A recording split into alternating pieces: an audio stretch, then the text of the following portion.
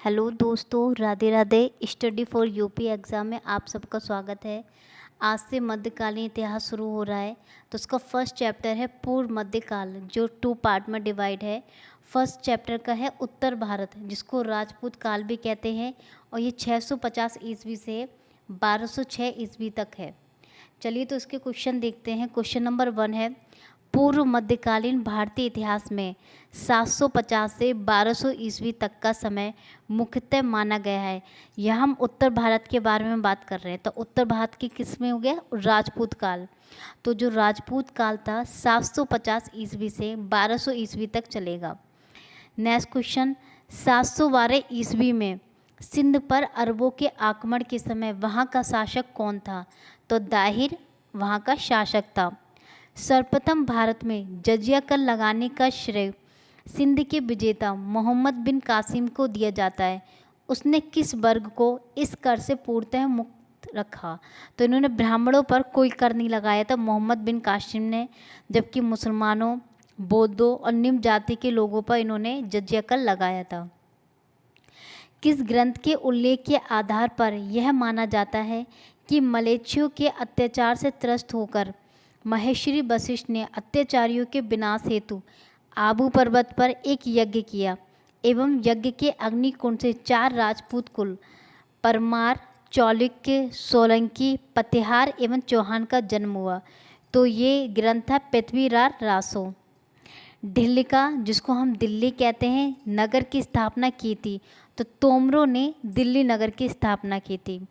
फिर से देख लीजिए, दिल्ली नगर की स्थापना किसने की थी? तोमरों ने की थी। उस शासक का नाम क्या है जिसने विजय स्तंभ का निर्माण कराया था? तो राणा कुंभा ने विजय स्तंभ का निर्माण कराया था। निम्नलिखित में से भारत पर पहली बार आक्रमण करने वाला कौन था? तो अरब ने सबसे पहले भारत पर आक्रमण किया था। तो भारत पर आक्रमण किसने किया था? सबसे पहले अरब ने किया था। नेक्स्ट देखते हैं, पृथ्वीराज रासो किसने लिखी थी? तो पृथ्वीराज रासो चंद्रवरदाई ने लिखा था। नेक्स्ट क्वेश्चन है, पूर्व मध्यकालीन भारत के शासक राजवंशों के साथ उनकी राजधानियों का मेल बैठाएं। तो प्रतिहार और परिहार ये आपकी कन्नौज से संबंधित है। चंदेल की राजधानी थी खजुराहो। परमार अथवा पवार इनकी राजधानी थी धार। चालुक्य अथवा सोलंकी इनकी राजधानी थी आहनिल बाड़ा। तो नेक्स्ट क्वेश्चन देखते हैं, 1100 ईस्वी में निर्मित मंदिर जो भुवनेश्वर के अन्य मंदिरों पर प्रधानता रखता है, कौन सा है? तो तिरुभुवनेश्वर लिंगराज मंदिर।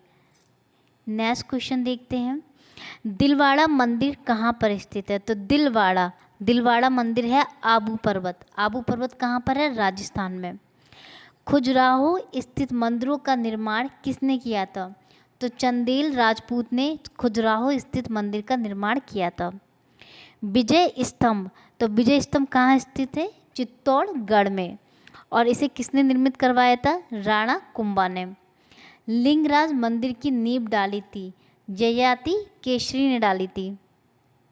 सोमनाथ के मंदिर पर 1025 ईस्वी में महमूद गजनवी के आक्रमण के समय गुजरात का शासन कौन था?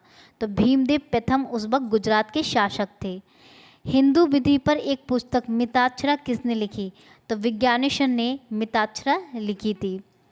ब्लैक पगोड़ा है, तो ब्लैक पगोड़ा कहाँ स्थित है?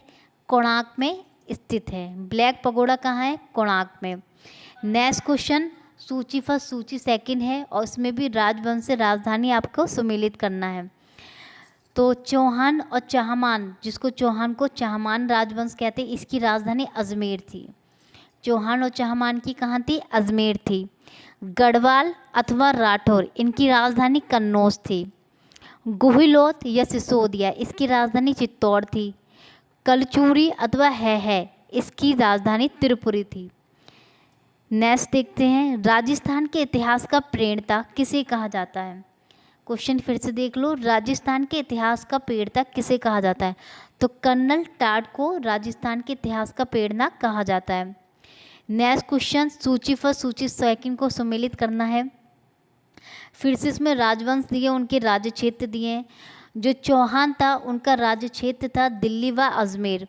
दिल्ली व अजमेर किसका था? चौहान राजवंश का था। प्रतिहार कन्नौज का था। परमार मालवा का था। चालुक्य अथवा सोलंकी इनका क्षेत्र था काठियावाड़। ये आपने सुना होगा, काठियावाड़ गुजरात में पड़ता है। नेक्स्ट क्वेश्चन है आपका, चंदेल इनका राज्य क्षेत्र है जेजाक भुक्ति अथवा बुंदेलखंड।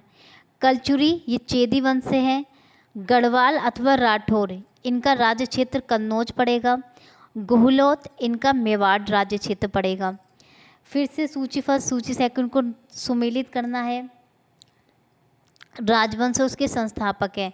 चौहान राजवंश के संस्थापक थे वासुदेव। चौहान के थे वासुदेव। परिमार सिअक सेकंड श्रीहर्ष थे। चालुक्य अथवा सोलंकी इसके मूलराज प्रथम थे। चंदेल के थे नन्नुक चंदेल थे, तो इसमें नाम में ही चंदेल है, तो इट्स इजी। नेक्स्ट क्वेश्चन है, कौन सुमेलित नहीं है? तो अभी हमने देखा था चंदेल नन्नुक चंदेल था। कलचुरी के हैं कोक्कल फर्स्ट। गढ़वाल के हैं चंदेव प्रथम। राष्ट्रकूट के विजयालय नहीं है, तो आपका इसमें डी हो जाएगा।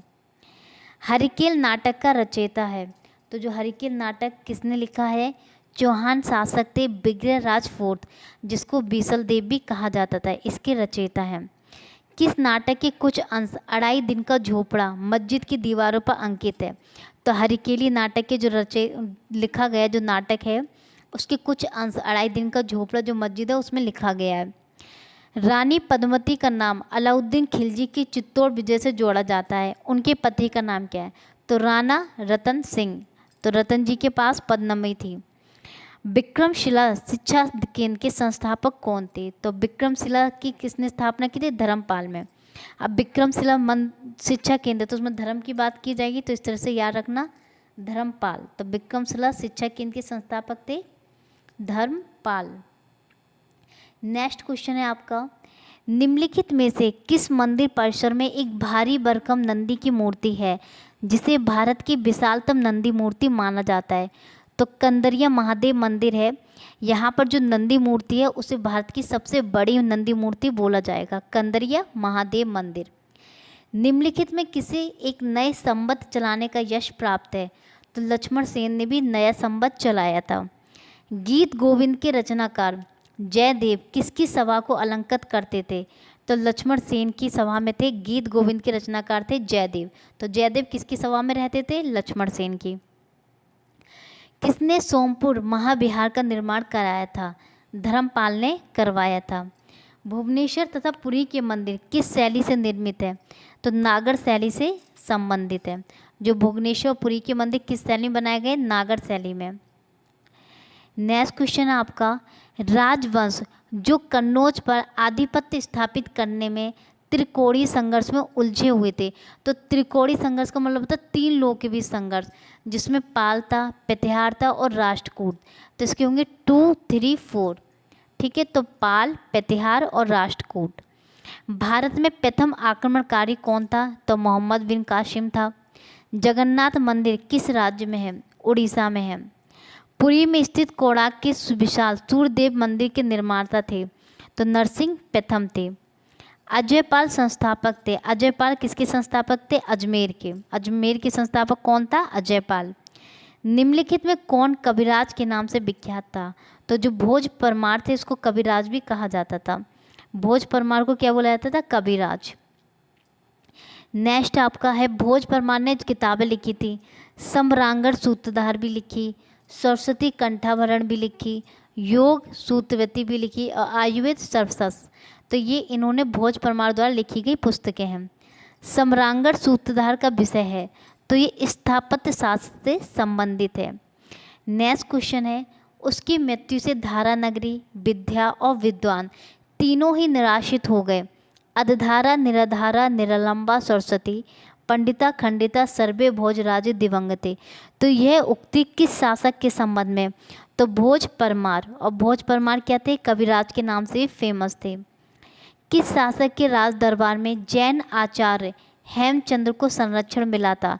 तो ये जयसिंह सिद्धराज ने भी इनको संरक्षण दिया था और कुमार पाल ने भी।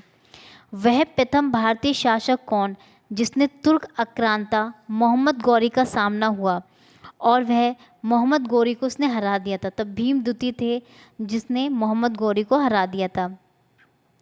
नेक्स्ट क्वेश्चन है आपका, निम्नलिखित में वो कौन सा संवत है जो कलचुरियों द्वारा प्रयुक्त किए जाने के कारण कलचुरी संवत कहला जाता है? तो त्रिकुटक संवत है।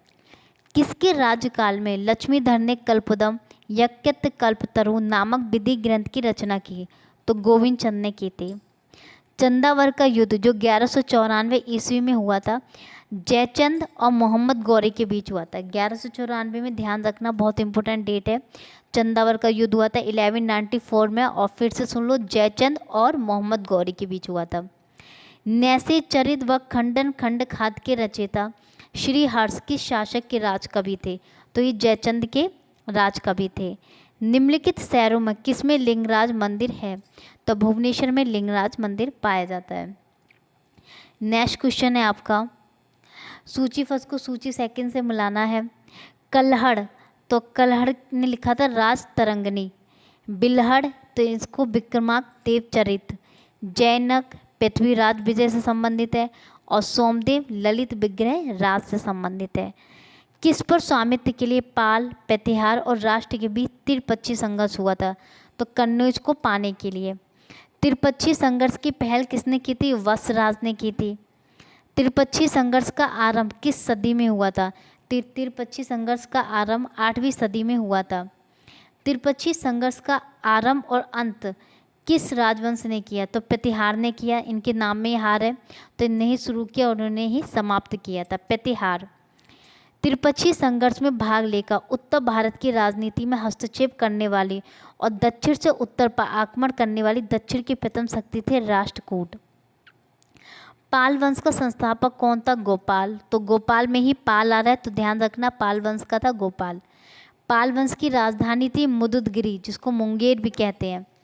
राष्ट्रकूट वंश का संस्थापक था दंतीदुर्ग अथवा दंतीवर्मन द्वितीय। नेक्स्ट क्वेश्चन है आपका, राष्ट्रकूट वंश की राजधानी थी मालखंड अथवा मानखेत। मालखंड अथवा मानखेत।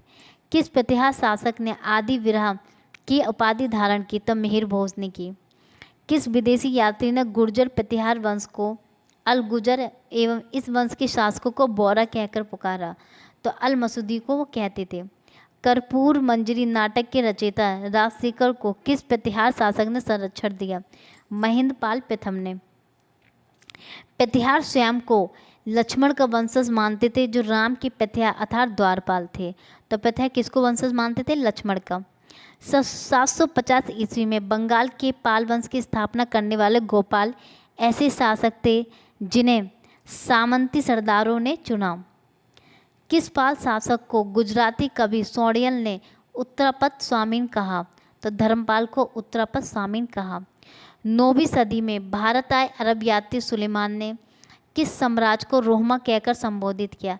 तो ये रोहमा पाल वंश को कह के संबोधित किया था। हिंदू विद्या की एक पुस्तक दाएं भाग के रचयिता थे? तो जिमूत वाहन थे। रामचरित की रचना किसने की?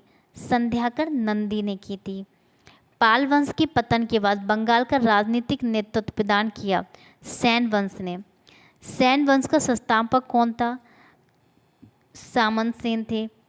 किसने कुलीन प्रथा अथवा कुलीनतावाद का आरंभ किया? तो बल्लाल सेन ने कुलीन प्रथा अथवा कुलीनतावाद का आरंभ किया था। किसने स्मृति ग्रंथ दान सागर एवं ज्योतिष ग्रंथ अद्भुत सागर की रचना की? तो बल्लाल सेन ने इसकी रचना की थी।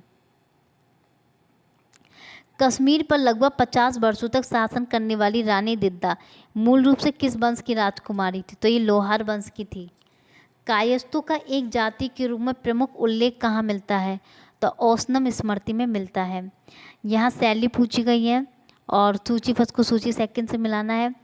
नागर शैली, तो जो उत्तर भारत में हिमालय से बिंद तक है। बेसर शैली बिंद से किसना तक है, और द्रविड़ शैली किसना के दक्षिण में कन्याकुमारी तक है। हिंदुओं में यह दृढ़ विश्वास था कि अन्य कोई देश उनके देश जैसा श्रेष्ठ नहीं है। कोई राजा उसके राजा के समान नहीं है। उनके शास्त्रों के समान कोई शस्त्र नहीं है। तो ये किसने कहा था? अलबरूनी ने लिखा था।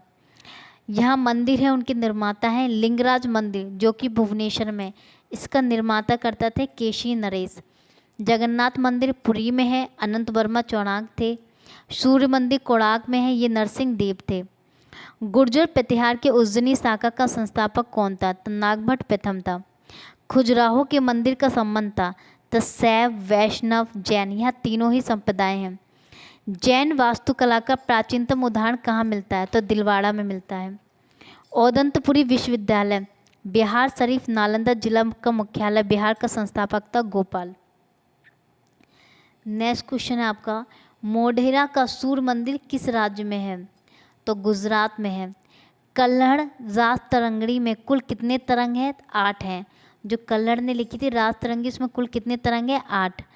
मंदिर उनके निर्माता चतुर्भुज अथवा विष्णु मंदिर खजुराहो, इसके निर्माता थे यशो वर्मा।